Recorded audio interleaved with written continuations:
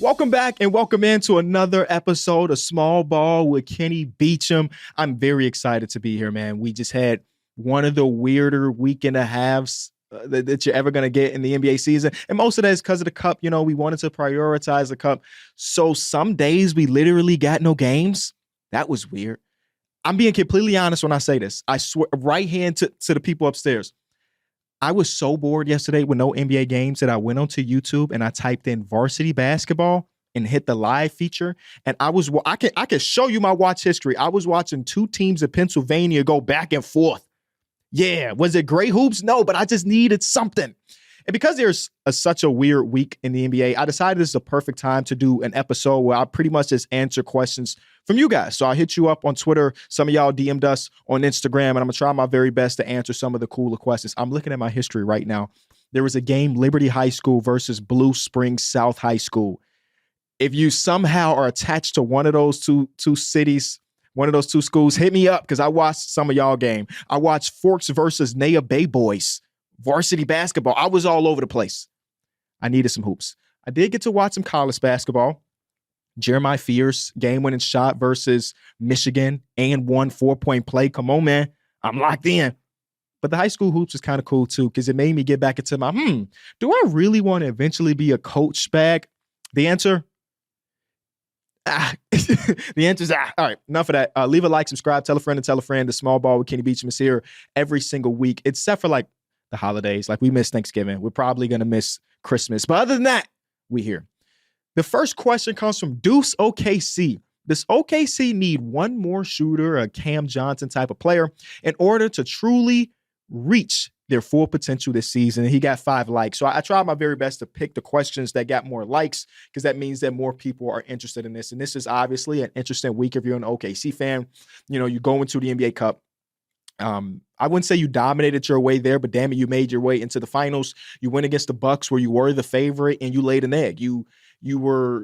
This is your worst offensive performance by a wide margin. Before this game, the lowest amount of points you scored in the game was 99. And in this NBA Cup game, you scored a total of 81. Now, it's got some OKC fans spiraling. Fans, we don't get a piece of the $500,000 every player get, but this is like a measuring stick for a lot of the teams. Like the Milwaukee Bucks going to this one, again, as the underdog, and they're going against what people deem to be a title contender, and they do their thing. And now more people are talking about, are the Bucks back? Could the Bucks win a championship? And the exact opposite is happening for OKC. Nobody's saying that they're dead in the water, right? They're still a great team, but people are looking at their roster and trying to pinpoint some of the weak spots. And I do think that game kind of showcased some of the weak spots. Let's call a spade a spade. The OKC Thunder shot historically bad from the three-point line this game, where I think, they ended up with 7 made three-pointers. 2 of those were Shea. He was 2 of 9 for 3. Everybody else was at one point they showed a graphic. They were 1 in 24 from 3. It was a really, really bad shooting night on basically the biggest stage that OKC fans have had in a while, because I'm a believer in the cup, so I'm going to act like it was a goddamn championship. So this team, as we know, before the season started, I talked about how I would like to see some type of evolution from OKC. I didn't think that they needed to go full-on Boston Celtics where 47% of their shots are from the three-point line, but I did want them to modernize their game just a little bit. And one of the reasons they are so successful without them being a high three-point frequency team, or even they were middle of the pack frequency and middle of the pack efficiency last year. They were middle of the pack frequency, but damn it, they shot it very well. They were top 3. Now they're average at about both. And one of the reasons why it still has worked out for them to win a bunch of these games is because when they don't hit the threes or take the threes, they make up for it with extra possessions. And we're not talking about rebounding, but we're talking about them forcing turnovers. Right now, they're averaging 19 turnovers forced per game, and that is still the most forced turnovers in the history of basketball. Will it stay this way? I don't really know, or at least in a tracking era. And in this game versus the Milwaukee Bucks, they did force them to turn the ball over 17 times, but that's not their season average. So if you talk about them having lower than average forced turnovers and them shooting historically bad, that's not a recipe for them to end up winning. And I thought when that stretch happened where the Milwaukee Bucks really broke the game open in that third quarter, that is when OKC's defense kind of laid down a little bit, where they weren't forcing a lot of turnovers. It led to a 3-point extravaganza for the Milwaukee Bucks. So the question goes back, do they need more shooting? I think there are a few different things OKC can add. And honestly, we haven't really seen Sam Presti be super super aggressive during now this era where we can see them as a contender. The most aggressive thing he's done is pay Isaiah Hartenstein $30 million annually. And that looking like a bargain based on the way he's been hooping. So he has, 17 tradable first-round picks. He's got 30 total picks when you account for the second-rounders. The question is, will Sam Presti eventually do it? Last year, there were real conversations about OKC. Should they be ultra buyers? Because the Western Conference was completely wide open. Sam Presti goes through that preseason thing, the interviews and stuff, and he say, hey, we want to see what we have yet first. And they did. Right? They saw that Josh Giddey wasn't a part of their long-term future. They traded for Alex Caruso. They saw that they needed some more rebound, and they went to go get Isaiah Hartenstein. But now, more than ever, is probably where you'd want them to be buyers. I think they can add more three-point shooting. I think they can add more size. Yeah, and I'm not even talking about the big man position because we know that Chet Holmgren's out. He's still on goddamn crunches. Get well soon, Chet. We understand that their center rotation is going to be pretty damn good once Chet Holmgren's come back. But they're also smaller across the board. Right? They don't have a bunch. I mean, they do have a bunch of wings, but all of their wings feel like they're 6'5" and smaller between the Dorts and the J-Dubs and the Wiggs and the Carusos. I mean, for them to have Alex Caruso be their best Giannis defender for the majority of this game, and we love Alex Caruso, he's an all-defensive caliber player. Hell, he had a whole series 2 years ago where he guarded Giannis in a playoff series. They lost that series 4-1, but they need more size on that wing.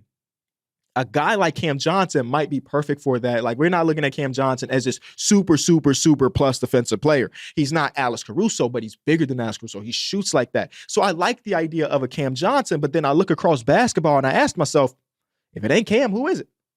Who is the other bigger wings? Because that's what I'm looking for, bigger wings that can shoot. And that's kind of tough. But the one thing that OKC has to their advantage is all of the draft capital. So they could basically win any single bidding battle for anybody. It's just a matter of, do they want them? Adding more size and adding more shooting would really, really help this team. Even as of today, if they didn't add those things, I still have them as my favorite to win the Western Conference by a small margin over the Dallas Mavericks, because I don't know if y'all been really locked in on the Dallas Mavericks. They're looking better than last year, and last year they made it to the final. So I have them as a slim favorite over the Dallas Mavericks as of today towards the middle of the end of December. Next question comes from Alex. What caused the league to become so impatient on younger players' development? #AskKB. Thank you for the hashtag. I'm trying to wrap my brain around this, right? I don't think that the NBA itself is super impatient when it comes to these younger players. I think the fan bases are more than anything. But if you think about some of the teams that drafted relatively high in the draft and those players didn't work out, for the most part, those teams made the right call. Get well soon, James Wiseman. He's barely an NBA player at this point. So a lot of the times when it feels like the team is a little bit less patient with a player, it's for good reason. Now, the fan bases, on the other hand, the fan bases would have you given up on a player after 12 days of his NBA career.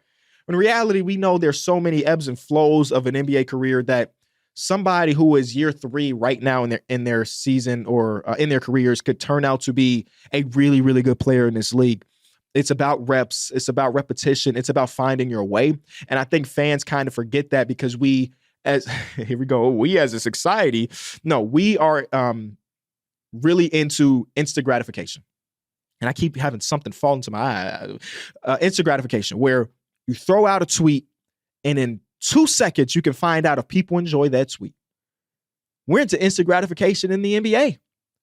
We see the Luka Doncic's of the world that come in and immediately you say, whoa, that guy's going to be the best player in the world one day. And it's few and far in between. But even Victor Wembanyama, who had all of the hype in the world his rookie season, started off slow with first couple games. But since then, we look at him and say, whoa, that guy has the potential to be one of the best players in basketball.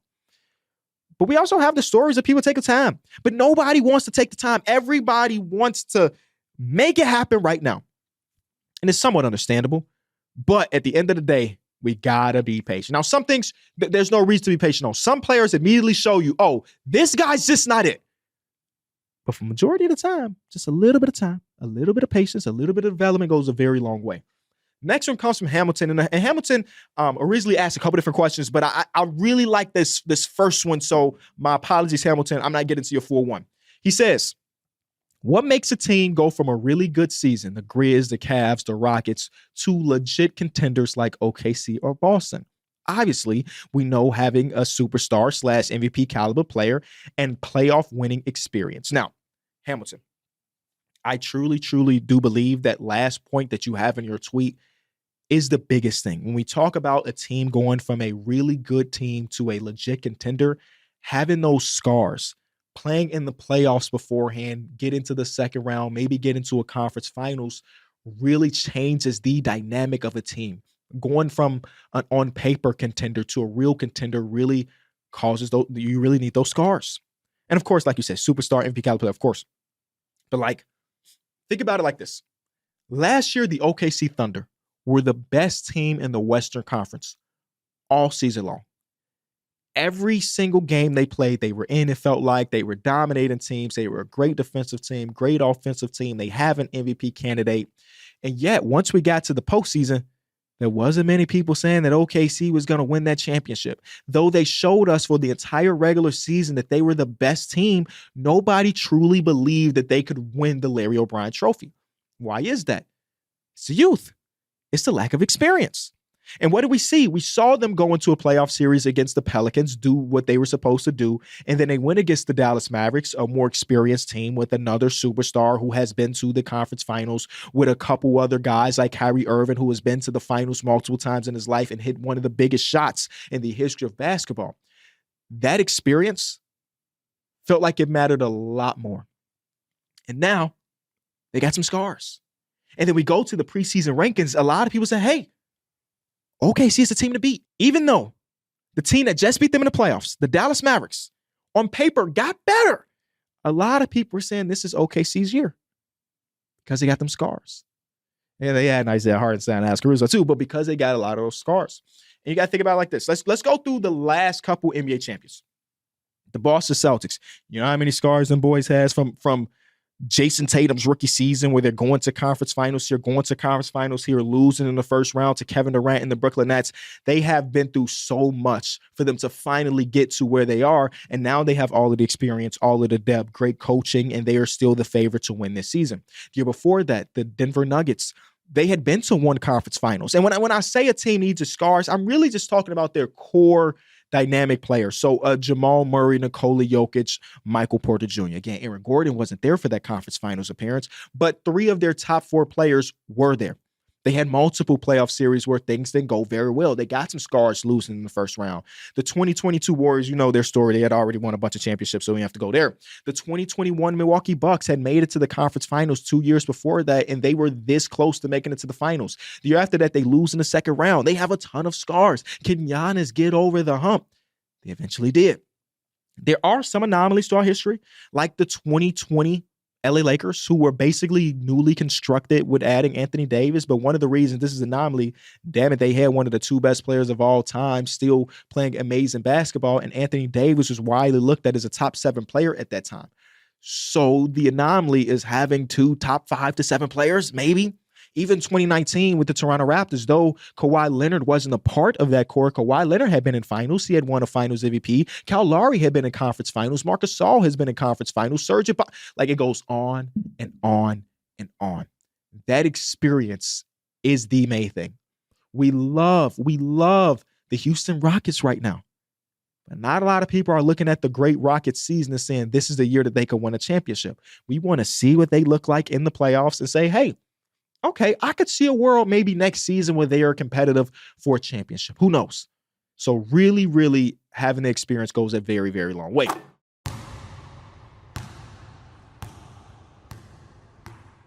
Juju, a.k.a. Mr. Dame Time. If you had a friend that was in jail since 2015, what is the first thing you would tell him about the NBA when he came out? As we all do. I think we all have one friend that's in the pen right now. You know what I'm saying? Free my boys, free my boys. If they were locked up from 2015 and they had no access to a TV for that time, they must have did something heinous. Maybe I don't want to talk to him when he get out. But let's just, in this hypothetical world, my boy had a minor offense that kept him in jail for almost 10 years. And when he got out, there's a lot I want to tell him. The first thing I would probably tell him is maybe this is Clayson. Hey, LeBron James has 2 more championships since you left, since you did your time with 2 different teams. He's going to be like, man, that's pretty impressive. That's it, right? No, that's not the end. Because his birthday's next week. He's about to be 40 years old. Can you believe that? LeBron about to be 40 years old. And guess what? He is still a top 20 player in basketball. Yeah. That's the first thing I'm telling him. LeBron has a couple more championships. He's got one in Cleveland. He's got one in Los Angeles. Oh, no. Him going to Los Angeles might break his brain. Because even though leading up to LeBron signing to Los Angeles that last year may feel like there was a real possibility, in 2015, you could not convince anybody that Bron was going to end up in LA. So telling him that he gets one for the land is pretty dope, right? He'd be like, oh, that's cool. Bron went back. I hated Bron when I went in, but now seeing he went back home and got one for the land is pretty cool. No, he went to the Lakers and got another one, bro. And then though his team is not good today, he is still at least at the bare minimum top 20 at the age of 40. Now, our friend here that got locked up in 2015 had pretty much seen the most improbable preseason NBA champion, that is the 2015 Golden State Warriors. They had the lowest odds in the betting era when it comes to winning a ring. So he had already seen some improbability happens. I would also tell him, hey, that team we just see win the championship, that Golden State Warriors team with the babyface assassin that you love, for like 3 years, we all hated that team. For like 3 years. Yes, the babyface assassin, that cool dude that shoot a lot of threes. We basically hated that team. He like, why? Kevin Durant was on that team. Okay, Kevin Durant joins that team. That's not that big of a deal. Who did they trade? Is Klay Thompson with the OKC Thunder? No. They didn't lose a goddamn thing. They had 4 Hall of Famers in their prime on their team. And as you can imagine, they dominated the league for pretty much 3 years before, some injuries happened. Another thing I would probably tell him is James Harden, Kyrie Irving, and Kevin Durant all played for the same team. Damn, that's pretty. I'm playing both roles here. You know what I'm saying? I'm acting it out. Damn, that's pretty dope. How many championships did they win? No. It's not how many championships they won. How many playoff series did they win? Just one. Just one. Like, there are so many crazy things that have happened throughout the last 9 years of basketball. We could go on and on and on. We saw the greatest regular season team in history because he went in right before that happened. And guess what? It don't mean anything without a ring. They lost that championship that I mentioned Bron got. He came down 3-1 to get that. Yeah. And I don't know. It's so much we could get to. Like, this is a fun experiment. Y'all let me know. Hit me up on Twitter. Hit me up in the comment section. What would you tell your homie? This draft class is Wiggins, Jabari, Joel, Embiid. What if I told you that there's a dude in the second round of the draft that was the previous draft you just saw who's going to end up as one of the 3 best centers of all time, probably? He was in the second round. He got drafted doing the goddamn Taco Bell commercial.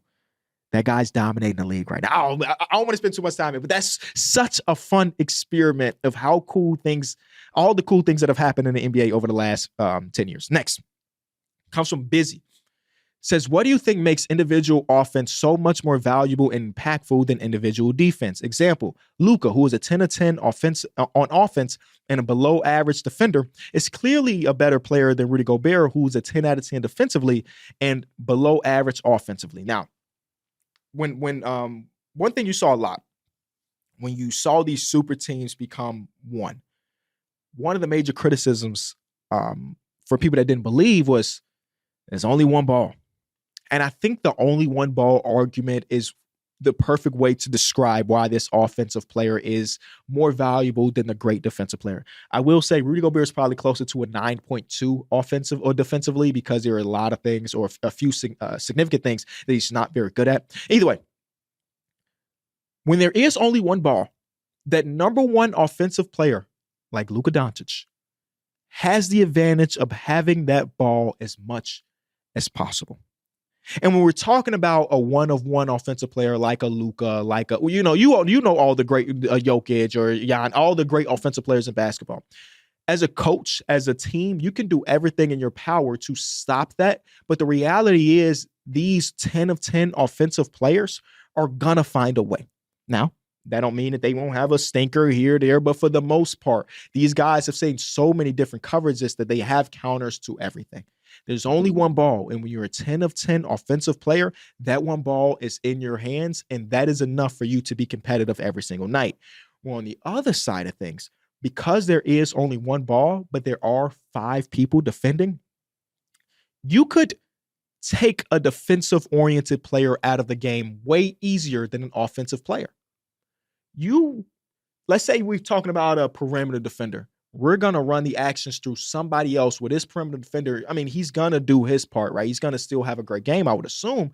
But it's a lot easier to nullify him as a defender by running actions, running sets where he is not involved as much as the offensive player is involved as a 10-10 player.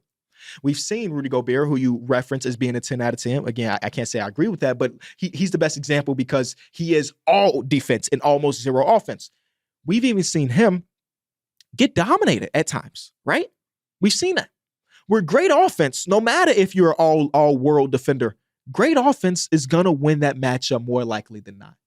Where you saw these two players go against each other in the playoffs, and Luka Doncic, the 10-10 offensive player, was on an island with the 10-10 defensive player. And guess what? I will go to my grave and saying that Rudy Gobert played great defense in that playoff series where Luka hit that stat back. But at the end of the day, Luka Doncic hit the stat back. That's all that matters. There would never be a world where that shifts. You know how the NBA has this, again, ebbs and flows where it evolves time and time again. There is never be a form of evolution that makes that defensive player more valuable than the offensive player. It just won't happen. This one comes from ESB. Do you think the NBA Cup is going to be a legitimate achievement that is going to be looked back when talking about a player's legacy? Because depending on its weight, the legacy of Damian Lillard or even LeBron James, for example, may look quite different. I'm going to say no. And the only reason I'm saying no is because fans won't allow it. Again, we're only 2 years in, so maybe this evolves as we get older and the Twitter views counts get older. They start to recognize how great our sport really is. Where even now, where you just saw Giannis and them be really excited. They didn't shoot the champagne, which is a bad thing for Adam Silver, but they were pretty excited. They raised the trophy. You know, Giannis has the cup trophy and the MVP in his hands. He's taking a Photoshop. They got kind of clowned for that. The Houston Rockets won the biggest game in their recent franchise history, post James Harden, where they went in there and pretty much stamped their ticket to the NBA Cup, semis or whatever, or quarterfinals. And people on Twitter clowned them. But because y'all won't look at this as a legitimate thing, then it never will be. Now, I'm not here arguing that it should be as valuable as an NBA championship. Don't misinterpret these words. We do have to remember that the NBA Cup by itself is 6 games if you win it all? It's a placement games. It's the quarterfinals. It's the semifinals. It's the actual finals. It's 6 games. So it's not nearly the same as winning 16 throughout the course of a few months to win a championship. I'm not arguing that these two are identical or on the same pedestal, but I do believe that we can look at that and say, hey, this is some pretty cool stuff. Doc Rivers, NBA champion, NBA Cup champion. He's no longer just riding the wave of the championship with KG and all of those dudes. He also got it as the Cup championship. Now, again, I don't believe that it will because we won't allow it to. Now, I think it also will shift a little bit when we end up having players play great in this that aren't superstar / future Hall of Famers. The first MVP is LeBron. LeBron didn't need extra things to his legacy. Either you think LeBron is number 1 or you think LeBron is number 2. And him winning the cup, if you had him in number 2, you were never going to put him in number 1. LeBron could probably win another championship, and the people that have him in number 2 would not shift to number 1. Giannis already solidified himself as an NBA Hall of Famer, another NBA Cup MVP. Even Damian Lillard, who put up 20-plus points in every single cup game that he played in this year, is already a first ballot Hall of Famer. So he didn't need this for his legacy. Now, when we start to talk maybe a few years down the line, a guy that might have been borderline wins this, then maybe there's a conversation. But the 3 to 4 most significant people in these cup things between LeBron James, Anthony Davis, Giannis, and Damian Lillard were already Hall of Famers. So maybe in time. But as of right now, I don't think it'll matter too much because y'all won't let it matter. Next question we got is from Mitchell, and this is one of my favorite questions, Mitchell. Important question for every fan. Is it ever acceptable to switch teams? I view it as blasphemy. And as a hometown Sacramento Kings fan, I've suffered through some brutal years. I always saw switching teams as weak, but I'm sure there may be valid reasons. What are your thoughts? And he said, to be clear, I have no intention on switching and never will. #LightTheBeam. I'm glad you gave that clarification because before you sent that second tweet, I firmly did believe that Mitchell was about to turn into a Warriors fan. He's about to turn into an OKC fan. He said no, through the thick and thin, he is there, and I respect that. I do believe, though, there's a world where it's acceptable to switch teams. I did not choose to be a Bulls fan. My dad did. And because I love my dad, and because he's the one that got me into sports, and he's the one that took me to games, I fell in love with basketball, and the closest thing we had was the Bulls. I didn't sit down and say, what is the current landscape of the NBA in 2003? Because if that was the case, I would probably be a Lakers fan right now because of Kobe. I'd probably be a 76ers fan because Allen Iverson was my first favorite player. But instead, my dad said, we're going to Bulls games. We're going to White Sox games. We're not going to go to Bears games because it's fucking cold in Chicago, but we're going to watch every single Bears game. And we don't do hockey, but damn it, you're Chicago. So you're a Blackhawks fan. I didn't get to choose that. I somewhat do envy the people that do get to choose, right? With that said, I would never switch up. Oh, Lord, I ain't really seen no success in Chicago across sports unless it is the Blackhawks for that 5-year stretch. That's the only time I saw any of my sports team be successful. And yet I would not switch. But I do want to say we only live this life once. And if you being a fan of a certain team is preventing you from really enjoying a specific sport, then you don't need my blessing by any means. Do what you want. But I think that is the one time it is acceptable to really go out there and think about your options. At the end of the day, I'm a Bulls fan, but I'm really trusting billionaire owner Jerry Reinsdorf and the Reinsdorf family to give me that serotonin I need to be happy. That's crazy. You as a Kings fan, I forget, is it Vivek? I forget who owns it. It's been so long. I don't know the owners. You are trusting ownership and front office, and you have so much trust that they're going to do the right thing. And let's be real. They probably won't. And I'm not talking about the Kings specific. I'm just talking about every fan base. They probably won't make the right decision. I think about it all the time. We're like, again, I'm a White Sox fan, so I did get to see one World Series, but I was 9 years old. That there were my great-granddad. Listen, did you hear that? My great-granddad was a Cubs fan. He lived an entire life of 80 plus years as a Cubs fan and never saw them win. That's crazy. Now, I bet this is going to sound weird. If I dug him up and he was conscious and I asked him would he change that decision, he probably would say no time and time again, because even through the 80 plus years of being awful, he found something in being a part of the community of the Cubs, but he never got to see it. There's a world where me and you, Mitchell, we never see our favorite team win a championship. And sometimes you got to think about it and say, hey, is it worth supporting this team in my time on this earth? Or is switching teams or doing the newer age thing for these young cats? Damn, I feel like an unk saying that. It's not being a fan of teams, but being a fan of players. I am a Russell Westbrook fan. And wherever Russell Westbrook goes, I shall follow. Now, 5,280, baby. I got the goddamn jersey, that stinky ass jersey, because Russell Westbrook is in that jersey. It is acceptable. You don't need confirmation. You don't need other people's opinions. Live your life, my guy. And again, it's not you. You're saying you lighten the beam regardless. But for the people at home that are on the fence, you don't need other people's validation. And we're talking about the most meaningless thing maybe of all time in sports. It's our entertainment, but it's not that significant to our life. So at the end of the day, if you want to switch, you should. Magic is the next one. It says, do you think a situation like the Detroit 2004 championship could happen in today's NBA landscape? For example, could the potentially great and suffocating defense of the Magic carry them to a ring? This is such a phenomenal question. And I think because of the evolution of the game, it's way, way, way less likely than it was in 2004. Now, this example I'm going to give does not account for the scars. Now, we've talked about these scars a lot. That may be the theme of this episode. The scars of that Detroit Piston team that, had been battles together for years and years before they raised the Larry O'Brien Trophy in 2004. Regardless, based on the landscape of 2004 versus the landscape of 2024, 20 years ago, we look at these advanced stats.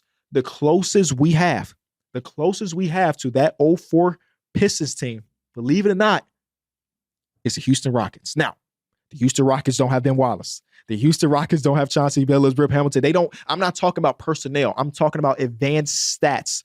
That is the closest. And it's not 100% match. Don't get me wrong. It's like a 70, 79% match.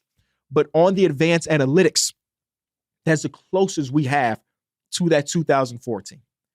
And again, like I mentioned earlier, you're not looking at that Houston Rockets team as one of the ones that's going to win it all. So no would be my quick answer to all of that. Quick no.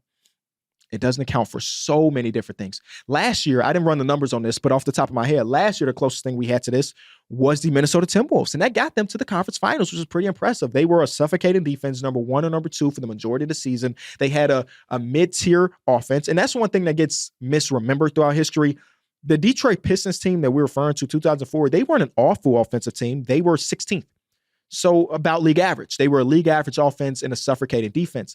And that's basically what the Minnesota Timberwolves was last year. So that is the closest comparison we have. And Lord knows that got them to the conference finals. So there's a world maybe, but like it's also matchup based, where if the Minnesota Timberwolves did end up in that championship versus Boston, I think Boston still wins. Now, we don't know. We'll never know. But I think Boston still ends up winning.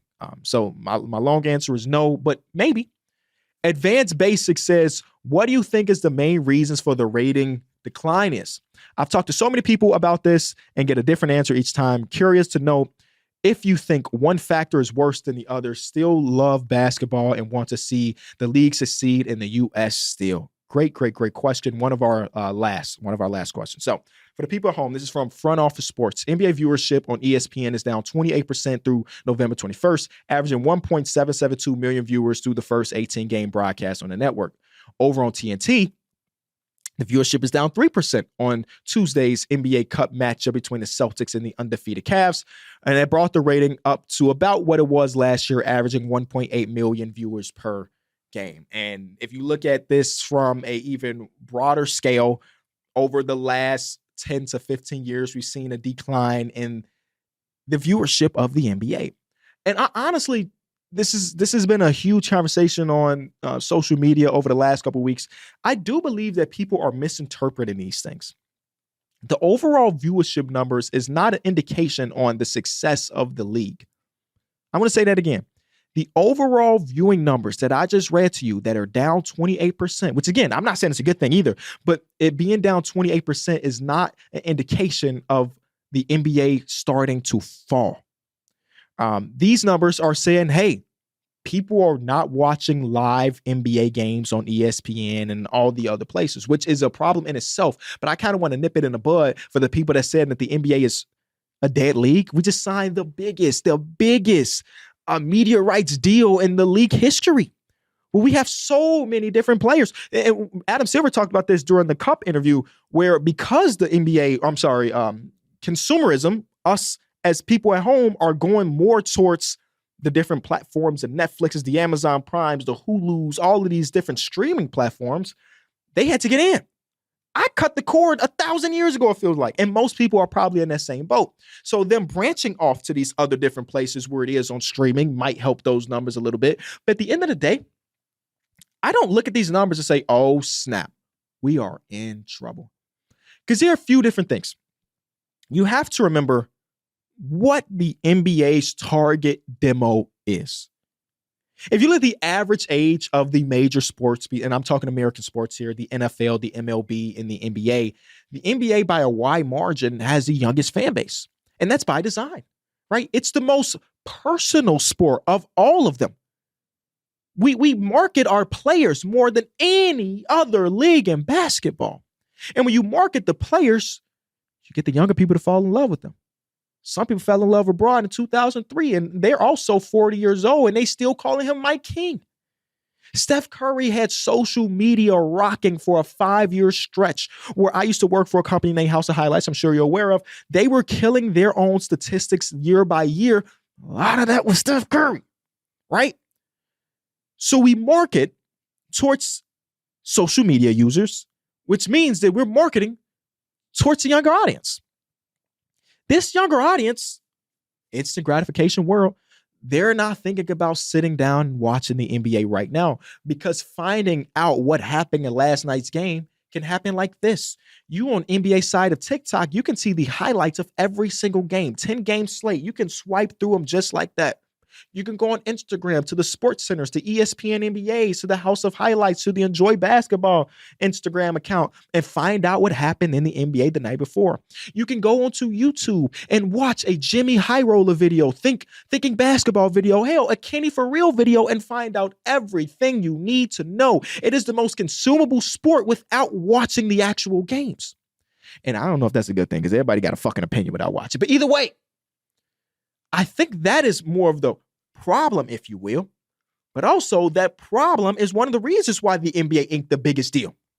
That problem is why some of the other companies, the NFL and the MLB, are trying to play catch up with the NBA social media coverage. Believe it or not, those leagues want to cover their league like the NBA. Now, the NFL is not trying to sacrifice those great numbers that they have, but they don't have nearly the same social media push as the NBA. Now, this is a double-edged sword a little bit, though, because when you spend the last 20 years, 15 to 20 years marketing players, you fall into where we are right now, where the guys that we marketed over the last that decade or so, the Currys, the Brons, the Durants, the Hardings, the Westbrooks, all of those dudes from the 2010s that made the NBA so electric, they're all active, but they're all declining. Every single one of them are declining. Kevin Durant, yeah, we'll give Kevin Durant declining as well. Maybe not at the rate of some of the other guys I mentioned, but still. So we spent a decade marketing those dudes, and oh shit, who do we market next? They thought that they had their next guy in Zion Williamson.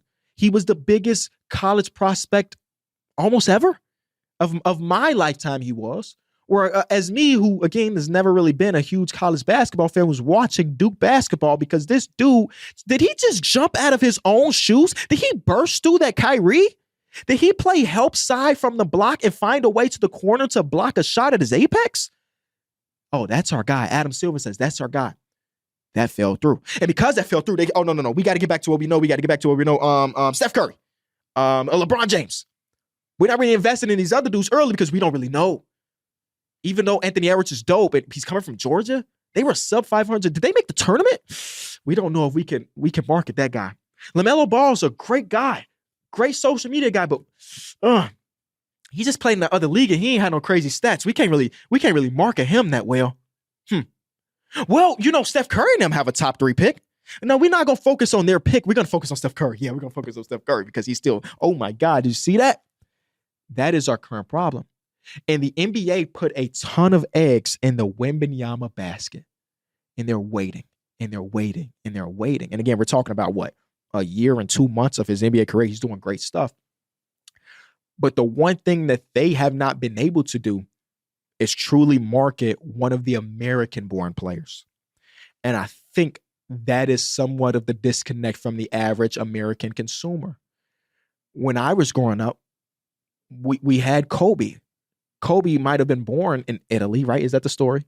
He's a Philadelphia guy. Allen Iverson, he's an American guy. So he's too much. He's all the American guy. And we had that Bron in 2003, that kid from Akron, Ohio. They didn't really have that problem. And nowadays, with it being such a global game, we talk about the top 10, top 5 players in basketball. Who do we have? Jokic. Internationally born, not really into social media, not really into interviews, just really want to hoop and go home to his family and his horses. We have Luka Doncic, one of the best players in the world as well, internationally born. He's cool on the microphone, but you could tell that's not his cup of tea. He's not about to do crowd work at the end of the day. He more likes to talk shit on the court and play Overwatch or Marvel Rivals. Then we have, this is not in any particular order for the people that's going to be mad, Giannis Antetokounmpo from Greece. He's better on the microphone than those other two, but somehow he has not resonated well with the American audience enough. I love him. You might love him, but I'm talking about the average American consumer. We have Shai Gilgeous-Alexander, a Canadian-born player, so close to America, but still, we haven't done a great job marketing them. They just played an NBA Cup championship, and their next national TV game is like a month from now. That's not great NBA. Then we get to the Tatums of the world, who is St. Louis born and raised. He's got a great story. Not that great on the microphone. Not that relatable to the app. So they have just had that crisis. And that makes it so that You see these players go against each other on national TV, you're like, it is what it is.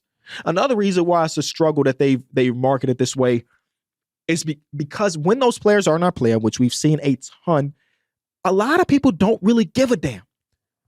You feel me? You see the Suns versus the Mavericks on national TV, and though I love the idea of that Luka Devin Booker rivalry, that's not really a rivalry, but kind of cool. Kevin Durant is not playing. Where the NFL wins, it's their lack of personality when it comes to their things. I don't care who's suiting up. It's the Cowboys, baby. It's the Cowboys versus.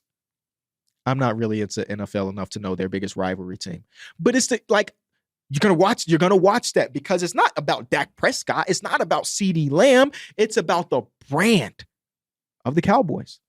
Who are the Cowboys? Let me see. Cowboy. Hold on. I want my analogy to be good. Cowboys' biggest rival, according to the they said it's Green Bay. Oh no, it's Philly. All right, boom, boom, boom, boom, boom. All right. It's not about Jalen Hurts versus Dak Prescott. It's about the eagle on the helmet and the star on the other helmet. Who's gonna win? And the NBA don't have that. Can you imagine it being that way? It's about the Maverick versus the Sun. It don't hit the same. So because of that, you look at the injury report and you say, oh man, there's no Steph Curry in this game. Okay. And they would end up potentially winning that game, right? You think about the game where it was national TV, Houston Rockets versus the Warriors, no Steph Curry. They won that game. It was a great game. But the average NBA fan probably don't give a damn if Steph Curry's not there. I don't know if I answered any of your questions. Like we do have like people believing that the homogenizing of the NBA is one of the reasons. And I am not a believer that the NBA is this uniform league. Of course, there are some similarities across teams, but even every team that we deem to be great, they do it in a different way. Now, the Celtics are the end-all, be-all, shoot all three-pointers. This is who they are. But then the second best team in the Eastern Conference right now went against the title of this podcast, where a lot of the league was thinking small ball was the answer. They said, no. We're going to have 2 true 7-footers, and we're going to be damn good. Across the conference, OKC is a defensive-oriented team that forces a lot of turnovers and don't take three-pointers.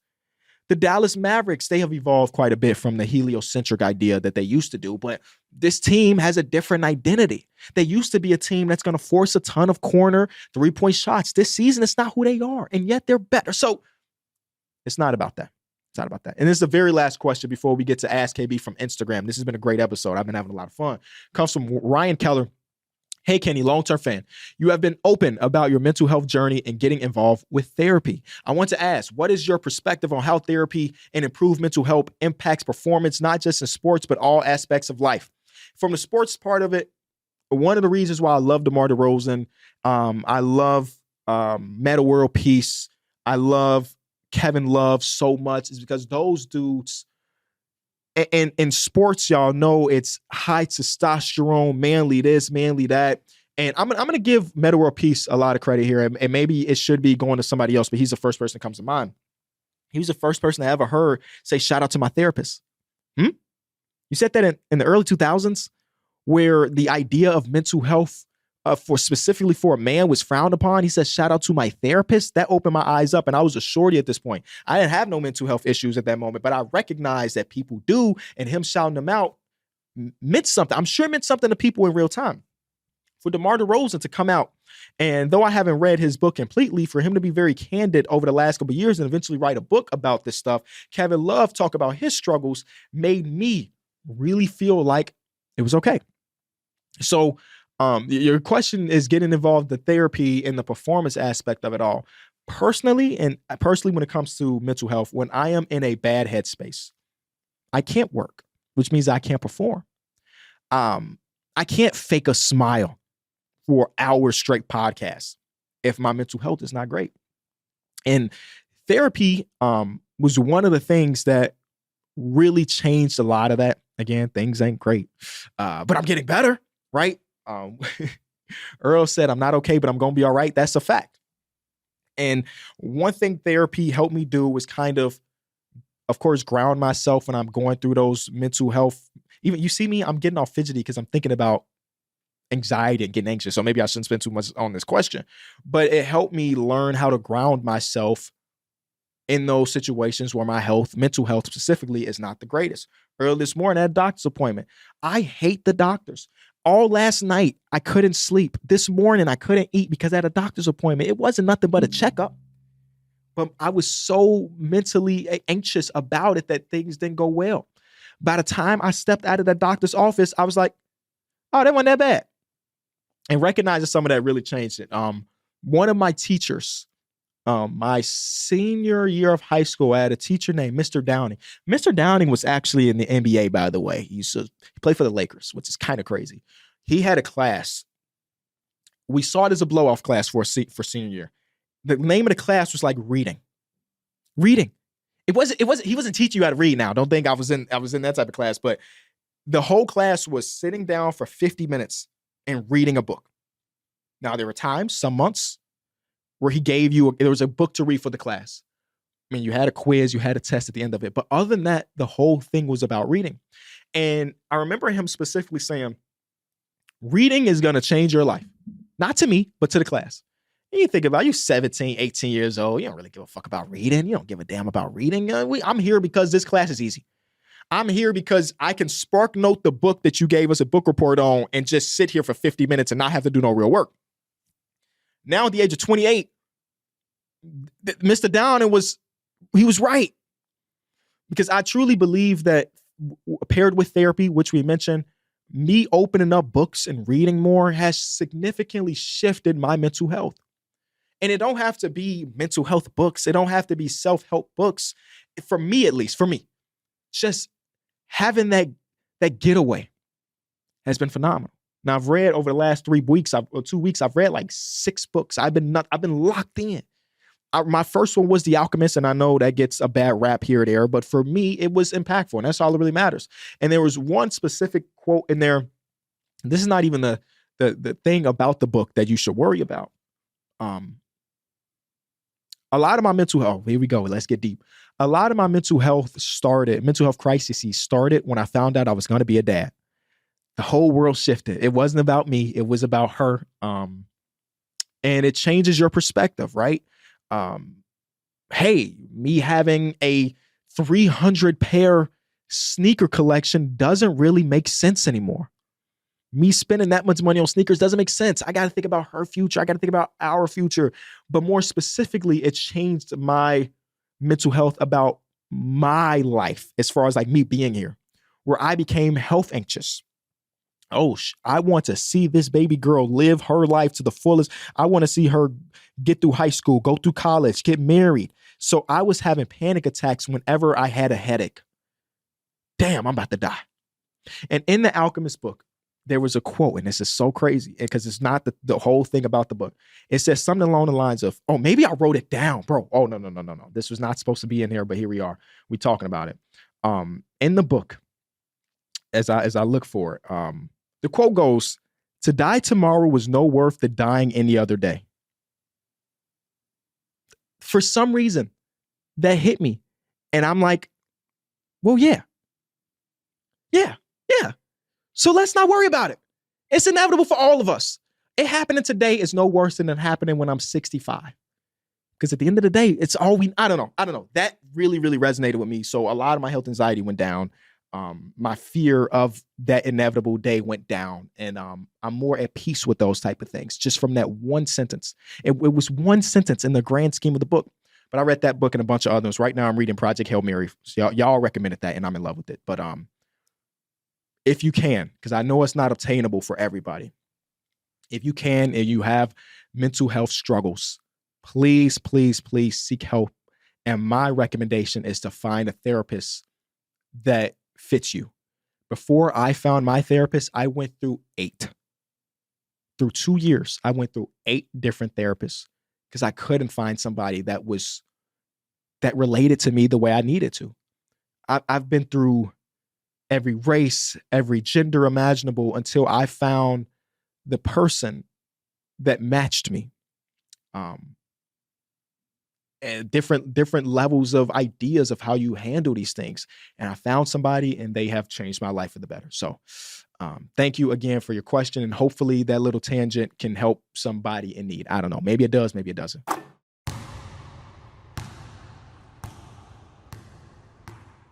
Before we get to the Instagram questions, where you can go to enjoyball.com and send in your own questions, I want to talk about this deal that FanDuel has going on right now. We're calling it the 30 on 30, where all customers, I want to say it again, where all customers get a chance for a 30% profit boost if you pick a player to score 30 and they achieve that goal. Like, we have a couple good options coming up, man. Now, this is a huge game for the Milwaukee Bucks after winning the NBA Cup. Their first game after that is going against another contending team in the Cleveland Cavaliers. Giannis versus those twin towers between Jared Allen and Evan Mobley. Can Giannis get to 30? We know he can, but will he? We also have another guy that was an NBA Cup MVP runner-up, Shai Gilgeous-Alexander, going against the Miami Heat. Could he go out there and get that 30 for that 30 on 30 profit boost? I don't know, but I would say those are two likelihoods. Shai has dropped 30 in so many games this season. Giannis has been on one of the best tears of his career. 30 on 30 profit boost with FanDuel. Make your first NBA bet a swish with FanDuel, America's #1 sportsbook. FanDuel has all your favorite bets, from who will win the game to how many points a player will score. Plus, check out the newer bets like number of dunks, assists, or three-pointers in the next 3 minutes. It doesn't matter if you tap into FanDuel before the game starts or after it is already tipped off. You can pick up a W whenever. And now it is a perfect time to get into the action, because right now new customers can bet $5 and get $150 in bonus bets if you win your first bet. Just visit FanDuel.com/Kenny for a chance to score. Again, that is $150 in bonus bets. Have a ball betting ball with FanDuel, the official sportsbook partner of the NBA. Hey, Kenny, who or what do you think the Pistons need to do to build a winning team around Cade Cunningham? Obviously, shooters have shown a lot of success. I'd just like to get your thoughts. Thanks. Love the show.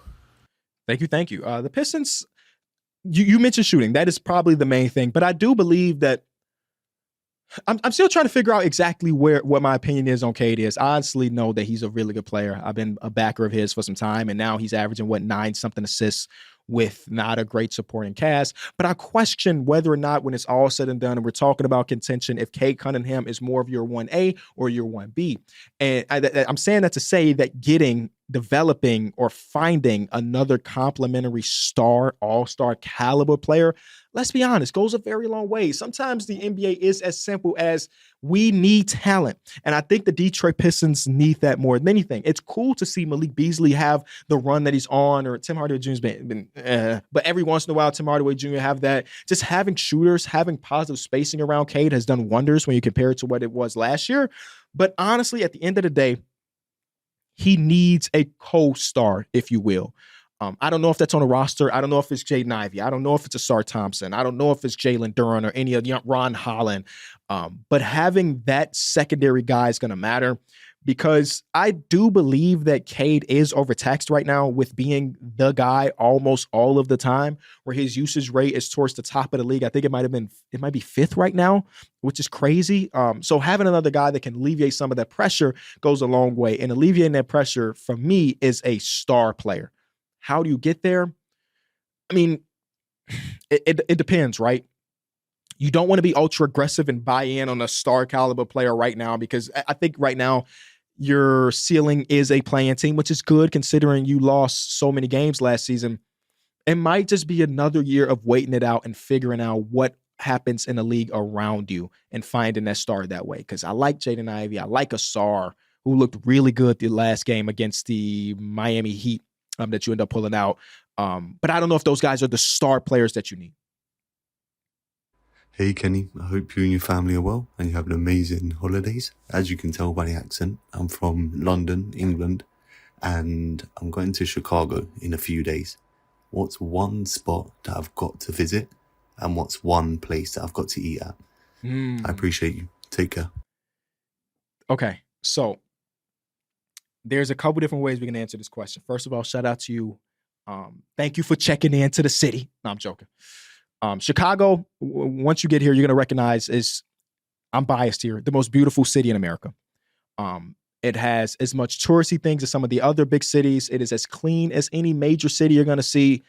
It is nearly a perfect city in my mind. And I think that some of the stuff that you might see on the internet is a bit overblown. Regardless, you're talking about the best touristy things to do. there are a couple different food things I'm going to recommend. Now, I am not a foodie by any means. I have so many allergies that there are a lot of foods that I just straight up cannot eat. But I'm talking from the perspective of a tourist here, right? Okay. Maybe I should call Derek. Derek got all of the great recommendations in the city. But I'm going to give you the minuscule amount of information I know about this. I think it is very important that while you're here, you try the 2 styles of Chicago pizza, the deep dish, which is not going to be for everybody, and then our more thin slice or thin crusted pizza. They are different products, both great in my personal opinion. Some people don't like deep dish because of how thick it is. They call it the lasagna. Don't disrespect my city like that. It also is not a thing that most Chicagoans eat on a day-to-day basis like some people may think. But if you're going to be a tourist, I think you have to try both. Depending on how gangster you want to get. If you want to get out of the heart of the city and want to get to more of the places where I grew up, if you want to go on the south side to go get some chicken, I gotta recommend Harold's, always Chicago staple. If you want to go get some chicken on the west side, gotta go to Uncle Remus. Now, so true Chicagoan would tell you there are specific locations that you should not go to because the product can vary. It definitely can vary across restaurants, but I would get too deep in the weeds if I told you to go to the one over here across from the McDonald's and gas station spot on North Avenue. We'd be too deep into the weeds. So I would say find one of those spots. It really depends on how dangerous you want to get. Maybe you DoorDash it. Boom. There we go. Hit up DoorDash, hit up one of those spots and get that. And then the last thing I would say is find a way to get a good Italian beef. Again, those are just 3 like touristy staples. They don't get into the big weeds of things, but those would be my big recommendations for food. And when it goes to the city, man, I would say walk the Mag Mile because that's one of the prettiest things you can do. It's the winter time, so you're not going to be able to get on the architecture cruise, but I always tell people that are tourists here, the architecture cruise teaches you so much about the city itself, and you're on the water. It's a beautiful, beautiful experience, but it's mostly spring and summer. I would say go to one of the museums. Maybe it's the Art Institute. Maybe it's the Field Museum. Like Chicago has so many things. And if you're here during this season, go to a Bulls game, bro. Now, it's not the same as watching the Bulls in the 90s, obviously, or even the Derrick Rose era, but the Bulls arena is still, we're still really great here. It's still great. The United Center can really get popping. If you want to do all the touristy stuff, go to the Sky Deck. Go 160,000. I don't know the exact feet, but go a bunch in the air to the highest degree and sit on that mirror and look down on the city. Those are like really, really touristy things. I don't know if I have any gems for you. But I hope you enjoy the city. I want a full review in writing, please. Thank you.